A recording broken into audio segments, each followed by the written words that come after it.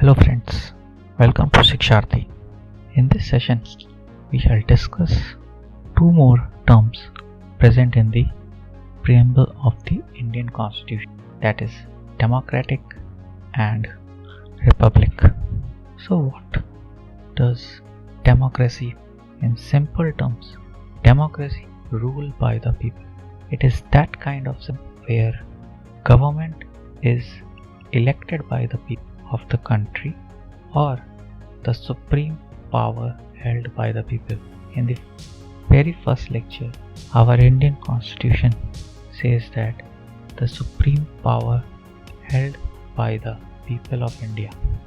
So that was the very basic democracy. It is of two types, direct and indirect democracy. The people exercise supreme power directly. For example, in Switzerland, people exercise their power directly. On the other hand, in indirect democracy, the representatives are elected by the people. Decisions for them follows indirect.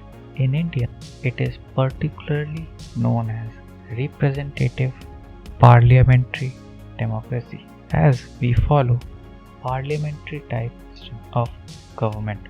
So it is the representative parliamentary democracy. Under the representative parliamentary democracy, executive is responsible to the legislature for all its policy. So the basic question comes, what is executive? Legislature? There are three main organs of the Indian system: executive, legislative and executive to run the government, that is to administer whole country. Legislature means lawmaking, which occurs at the parliament in the center and Vidhans and Vidhan Parishad at the state level. Judiciary forms Supreme Court, High Courts and all the lower courts. So in representative parliamentary democracy, executive is responsible to the legislation. Next term is republic. Along with liberty, equality and fraternity, concept of republic has also been taken from French concept. Remember these four terms: liberty, equality and fraternity, and republic has been taken from the French Constitution. In democratic polity can be categorized into monarchy like United Kingdom, republic like India. So what does republic and monarchy? In republic, the head of the state is elected directly or indirectly and for a certain period.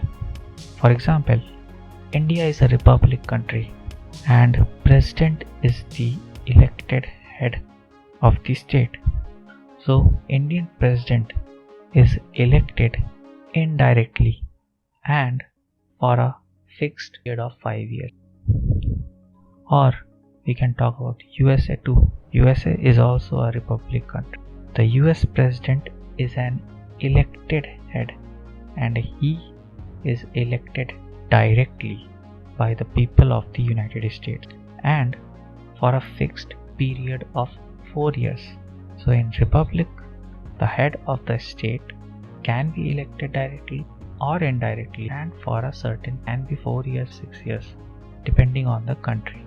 On the other hand, in monarchy, the head of the hereditary position and no fixed tenure. And the best example of monarchy is United Kingdom. We all know Queen Elizabeth, the head of the United Kingdom, and after her son or daughter will take the position. So it is kind of a hereditary thing.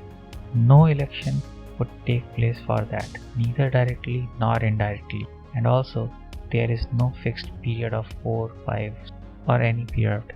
They will enjoy position till they were alive.